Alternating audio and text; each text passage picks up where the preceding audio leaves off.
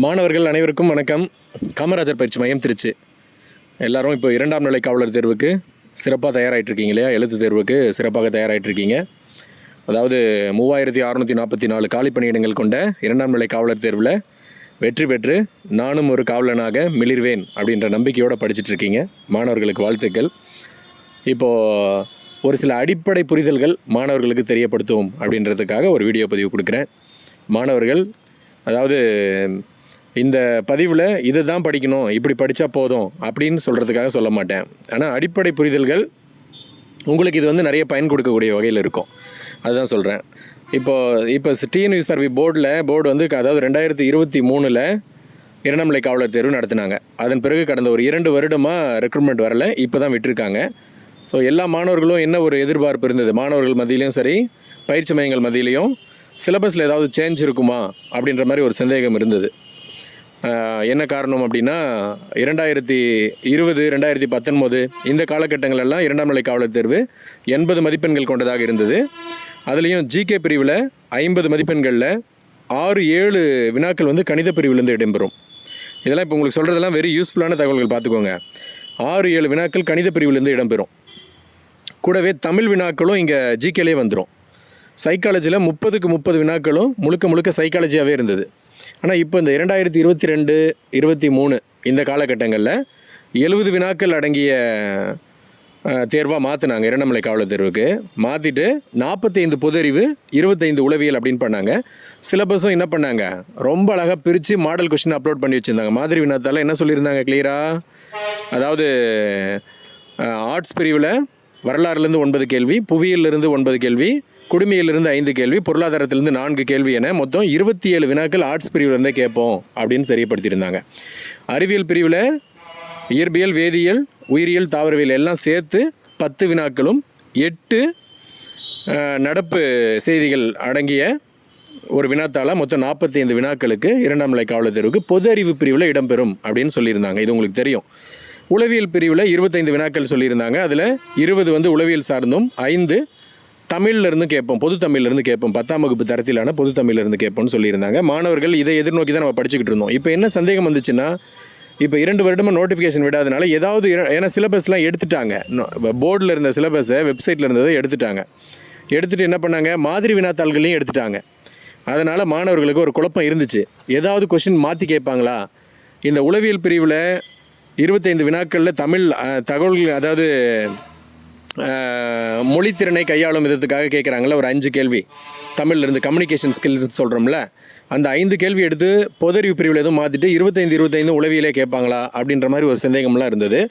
ஆனால் இப்போது உங்களுக்கு எல்லாருக்கும் கிளியர் பண்ணுற மாதிரி தெளிவாக அவங்க என்ன பண்ணாங்க, ஒரு சிலபஸ் அப்படின்னு ஒன்று திருப்பி அப்லோட் பண்ணியிருக்காங்க. நேற்று அப்லோட் பண்ணியிருக்காங்க. சிலபஸில் என்ன சொல்கிறாங்க அப்படின்னா, ஒரு சிறிய வித்தியாசம் இருக்குது. ஆனால் நம்ம சென்ற சிலபஸில் இருக்கிறத அப்படியே அவங்க கொடுத்துட்டாங்க. இது என்ன சொல்ல வருதுன்னு உங்களுக்கு சொல்லிடுறேன் பாருங்கள். இங்கே என்ன சொல்லிட்டாங்க அப்படின்னா, சிலபஸ் வந்து பொது அறிவு பிரிவில் 45 வினாக்கள் இருக்கும். வரலாறு, புவியியல், பொருளாதாரம், குடிமையியல் இந்த பாடப்பிரிவுகள்லேருந்து வினாக்கள் இருக்கும். எத்தனை வினாக்கள்னு சொல்லலை. அதே மாதிரி இந்த பக்கத்தில் இயற்பியல், வேதியியல், உயிரியல், சூழ்நிலையியல் மற்றும் ஊட்டச்சத்தியல் அப்படின்ட்டாங்க. இந்த பிரிவுகள்லேருந்து எவ்வளோ வினாக்கள்னு சொல்லலை. போன முறை அந்த ஆர்ட்ஸ் பிரிவு, வரலாறு இந்த பிரிவுகள்லேருந்து 27 வினாக்கள் இருந்தது. ஆனால் இந்த முறை எவ்வளோ வினாக்கள்னு சொல்லலை. அதே மாதிரி அறிவியல் பிரிவுலேருந்து போன முறை 10 வினாக்கள் தான் இருந்தது. அதனால் 2ஆம் நிலை காவலர் தேர்வு தயாராகிறவங்க அறிவியலுக்கு இம்பார்ட்டன்ஸே கொடுக்க வேண்டிய தேவை இல்லாமல் இருந்தது. ஆனால் இப்போ வந்து 5 டாப்பிக்கை கொடுத்துட்டாங்க. ஆனால் எத்தனை வினாக்கள்னு சொல்லலை. இதுக்கு மட்டும் நீங்கள் தயாராக இருக்கணும் மாணவர்கள். இதில் நீங்கள் வந்து போன முறை மாதிரியே தான் கேட்பாங்க அப்படின்றது எதிர்பார்க்கக்கூடாது. ஒருவேளை 2 ஈக்குவலாக கூட கேட்க வாய்ப்பு இருக்குது. வரலாறுலேயும் கேள்வியை, வரலாறு, புவியியல் இதிலெல்லாம் கேள்வியை குறைச்சி ஃபஸ்ட்டு நான் சொல்லிடுறேன் பாருங்கள். ஆக வந்து டாபிக் கொடுத்துட்டாங்க. இது போக நடப்பு செய்திகள்லேருந்து ஒரு வினாக்கள் கேட்கப்படும் அப்படின்னு அது ஒரு தனியாக கொடுத்துருக்காங்க. ஆக மொத்தம் 45 வினாக்கள் சொல்லிட்டாங்க. உளவியல் பிரிவில் உளவியல் பாடத்திட்டங்கள்லாம் என்னன்றது உங்களுக்கு தெரியும். அதை கொடுத்துருக்காங்க. ஒரு 5 டாபிக் கொடுத்துருக்காங்க. இதில் முக்கியமாக கவனிக்க வேண்டியது, உளவியல்லே நமக்கு தமிழுக்குரிய அந்த 5 வினாக்கள் உளவியலில் வரும்னு சொல்லிட்டாங்க. அதனால் நம்ம கன்ஃபியூஸ் ஆக தேவையில்லை. அப்போ ஆக மொத்தம் அங்கே எத்தனை இருக்கும், உளவியல் சார்ந்த வினாக்கள் 20 தான் இருக்கும். 5 வினாக்கள் தமிழ் சார்ந்த வினாக்கள் இருக்கும். உள்ளபடியே இருக்கும் அங்கே. சரியா? ஏன்னா மாணவர்களுக்கு எனக்கு சைக்காலஜி வராது சார் அப்படின்ற பசங்களுக்கு இந்த இப்போ இருக்கிற பேட்டர்ன் வந்து நல்ல பேட்டர்னு. 5 தமிழும் அங்கே சேர்ந்துருது. போக உங்களுக்கு ஒரு அடிப்படையான வினாக்களே அந்த 20ல் ஒரு 15 வினாக்கள் உங்களுக்கு மாட்டிடும். ஆக நீங்கள் அங்கே ஒரு 20 எடுத்துட்டிங்கன்னா கூட தமிழ் 5 ஒரு அடிப்படை வினாக்கள்லாம் போட்டு ஒரு 20 எடுத்திங்கன்னா கூட ஜிகே நல்லா பெர்ஃபார்ம் பண்ணிங்கன்னா 64 65 மார்க் நீங்கள் எடுத்துடலாம் இல்லையா? சரி, ஓகே, உங்களுக்கு நம்பிக்கைக்காக இதை சொல்லிடுறேன். இப்போது வந்து இதில் நம்ம கவனிக்க வேண்டிய விஷயம் என்ன சார் அப்படின்னா, சிலபஸ் மாதிரி வினாத்தாள் எடுத்தது அடுத்து சிலபஸ் இந்த மாதிரி கொடுக்குறதெல்லாம் வச்சு பார்க்கும்போது ஒருவேளை வரலாறு, புவியியல், குடிமையியல், பொருளாதாரம் ஆகிய பிரிவுகளிலிருந்து ஒரு 17-18 வினாக்களும், அறிவியல் பிரிவிலிருந்து அதே மாதிரி ஒரு 15-18 வினாக்களும் கொடுத்து மொத்தம் ஒரு 37-38 வினாக்கள் இரண்டுக்கும் சமமாக கொடுக்குற மாதிரி ஒரு வேளை சேஞ்ச் பண்ணலாமோ அப்படின்ற வாய்ப்புகள் இருக்குது. நீங்கள் அதுக்கும் சேர்த்து தயாராகணும். ஒரு சைடாகவே நீங்கள் வந்து இதில் இப்படி தான் கேட்பாங்க அப்படின்ற மாதிரி எடுத்துக்க வேணாம். அப்படியே கேட்குறதுக்கு வாய்ப்புகள் இருக்குது. ஆனால் மாற்றி கேட்டாலும் நீங்கள் படிக்கிறதுக்கு தயாராக இருக்கணும். பொது அறிவு இது நடப்பு செய்திகள்லேருந்து ஒரு 7-8 வினாக்கள் அப்படின்ற மாதிரி வரும் அப்படின்ற கூட ஒரு எதிர்பார்ப்பு இருக்குது. அடுத்து நீங்கள் அந்த சிலபஸில் என்ன சொல்லியிருப்பாங்க, இன்னொன்று நீங்கள் கவனிச்சிங்கன்னா, அதாவது தமிழ் எலிஜிபிலிட்டி டெஸ்ட்டு 80 மதிப்பெண்களுக்கு நடக்கும் அப்படின்னு சொல்கிறாங்க. 80 வினாக்கள் அடங்கிய தேர்வாக இருக்கும். அதில் நீங்கள் 40% எடுத்தால் தான் உங்களுடைய மெயின் எக்ஸாம் பேப்பரை திருத்துவோம் அப்படின்னு சொல்லிட்டாங்க. அப்போ தமிழ் எலிஜிபிலிட்டியில் நீங்கள் 80 வினாக்களுக்கு 40% எடுக்கணும்னா எத்தனை கேள்வி சரியாக போடணும்? 32 வினாக்கள் சரியாக போடணும். தமிழ் எலிஜிபிலிட்டிக்கும் நீங்கள் மாணவர்கள் முக்கியத்துவம் கொடுக்கணும். ஆனால் தமிழ் எலிஜிபிலிட்டிக்கு என்ன சார் படிக்கிறது அப்படின்னா 6th to 10th வரைக்கும் இருக்கக்கூடிய இலக்கணம் கம்ப்ளீட்டாக படிங்க. செய்யுள் உரைநடையிலிருந்து நூலாசிரியர்கள் மற்றும் ஒரு அடிப்படையான கேள்விகள் கொஞ்சம் படிச்சிங்கனாவே தாராளமாக நீங்கள் 100க்கு 60+ மதிப்பெண்கள் நீங்கள் எடுத்துடலாம். தமிழ் எலிஜிபிலிட்டிக்கு பயப்பட தேவையில்லை. யாரெல்லாம் மாணவர்கள் 1ஆம் வகுப்புலேருந்து 10ஆம் வகுப்பு வரை நீ தமிழ் வழியில் படிச்சிருக்கியோ அந்த மாணவர்கள்லாம் 6வது to 10வது புத்தகத்தை ஒரு 2-3 முறை நல்லா வாசித்து விட்டு ஒரு அடிப்படை புரிதல் இருந்தால் போதும், நீ தமிழ் எலிஜிபிலிட்டி கிளியர் பண்ணிடலாம். அதுக்கு பயப்பட தேவையில்லை. சரியா? இந்த பிரிவுகள் மட்டும்தான் நீங்கள் பார்த்துக்கணும் மெயின் எக்ஸாமில் மட்டும்தான். அதே மாதிரி மெயின் எக்ஸாமுக்கும் என்ன சொல்கிறாங்க முக்கியமாக பாருங்கள், இந்த ஒரு பாயிண்ட் வந்து பாருங்க.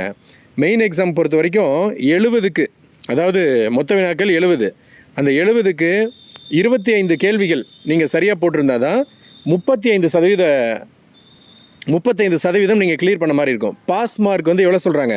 தமிழ் எலிஜிபிலிட்டிக்கு 40% சொல்கிறாங்க. இங்கே பொறுத்த வரைக்கும் 70க்கு 35% சொல்கிறாங்க. அந்த 35% என்பது எப்படி இருக்குன்னா 25 வினாக்கள் நீங்கள் சரியாக போட்டிருந்தா நீங்கள் பாஸ் அப்படின்னு சொல்கிறாங்க. அப்போ நாங்கள் 25 கொஸ்டின் போட்டாவே போலீஸ் எக்ஸாமில் பாஸ் பண்ணிடலாமா சார் 70 வினாக்களுக்கு அப்படின்னா? இல்லை, 70க்கு 60 வருமா, 61 வருமா, 62 வருமானு தெரியல. ஏன்னா 2022-23 2ஆம் நிலை காவலர் தேர்வுக்கு 58-59 கட் ஆஃபாக வந்துருச்சு 70க்கு. கண்டிப்பாக அதை விட அதிகமாக தான் இந்த முறை இருக்கும். போட்டியெல்லாம் மிக அதிகமாக இருக்குது இல்லையா? அதில் மாணவர்கள் இந்த குழப்பத்தை எடுத்துக்கக்கூடாது. இது வந்து பேசிக் எலிஜிபிலிட்டி. ஒரு வேளை நீ தமிழ் எலிஜிபிலிட்டி கிளியர் பண்ணிவிட்டு நீ 25 கொஸ்டினே சரியாக போடலன்னு வச்சுக்கோ மெயின் எக்ஸாமில், உன்னை வந்து நீ 24-23 போட்டிருந்தா நீ வந்து குவாலிஃபையே இல்லைன்னு சொல்லுவாங்க. அதற்காக அது கொடுத்துருக்கிறது. சரியா? Okay, right. இப்போ மாணவர்கள் இப்போ இதில் என்ன நம்ம முக்கியமாக தெரிஞ்சுக்கிறோம், தமிழ் வினா 5 வினாக்கள் உளவியல் பிரிவிலேயே இருக்குது. அதற்காக நீங்கள் தனியாக வேறு எதுவும் நீங்கள் யோசிக்க தேவையில்லை. பொதறிவு பொறுத்த வரைக்கும் கொஞ்சம் அறிவியலுக்கும் இம்பார்ட்டன்ஸ் கொடுத்து படிச்சுக்கிறது.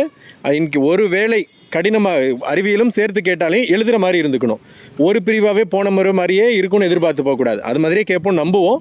அப்படி மாறி வந்தாலும் எல்லாத்தையும் நீங்கள் சிறப்பாக தயாரானீங்கன்னா உங்களுக்கு சிறப்பாக இருக்கும். முன்னாடியே நான் சொல்லிட்டேன், இந்த பதிவு என்பது உங்களுக்கு இதை மட்டும் படித்தா போதும், இவ்வளோதான் சப்ஜெக்ட் அப்படின்லாம் சொல்ல மாட்டேன். ஏன்னா இப்போ 2ஆம் நிலை காவலர் தேர்வு என்பது பயிற்சி மையத்தின் ஆசிரியர் என்ற முறையில் எனக்கு நல்லாவே தெரியும், டஃப்பாக தான் போய்கிட்டு இருக்கு. ஏனோ தானோ அல்லது ஒரு மாதம் 2 மாதம் உட்காந்து மேலோட்டமாக புக் பேக் மட்டும் படிச்சுட்டு வந்து எழுதிடலாம் அப்படின்ற மாதிரிலாம் இருந்தால் கிளியர் பண்ண முடியாது. 70க்கு 61-62 மார்க் எடுத்தால் தான் இங்கே கட் ஆஃபே வருது. அப்புறம் நீங்கள் ஃபிசிக்கலில் 24-24 6 ஸ்டார் போட்டு எல்லாம் உள்ளே போனீங்கன்னா தான் நீங்கள் எதிர்பார்க்குற மாதிரி வேலை கிடைக்கும். அதாவது 86-87 மதிப்பெண்கள் கட் ஆஃபாக வந்து உட்காந்துருது 100க்கு. அதனால் கொஞ்சம் கவனமாக தான் இருக்கணும். நீங்கள் இதை மட்டும் படித்தா போதும், அதை மட்டும் படித்தா போதும் அப்படின்ற மாதிரி புரிஞ்சுட்டு படிக்காமல் நல்லா ஆழ்ந்து டெப்த்தாக படிங்க. எஸ்ஐக்கு சார்பாய்வாளருக்கு தயாராகிற மாதிரியே தயாராகுங்க. அப்போ தான் காவல் 2ஆம் நிலை காவலரில் ஒரு 60-62 மார்க் எடுப்பது என்பது உங்களுக்கு எளிதாக இருக்கும். சரியா? மாணவர்கள் ஏதாவது சந்தேகங்கள் இருந்தால் கமெண்ட் செக்ஷனில் கேளுங்க. புரிதல் உங்களுக்கு கொடுத்துருப்பேன்னு நினைக்கிறேன். மாணவர்கள் நன்றாக படித்து தேர்வில் வெற்றி பெற காமராஜர் பயிற்சி மையத்தின் மிகச்சிறந்த வாழ்த்துக்கள்.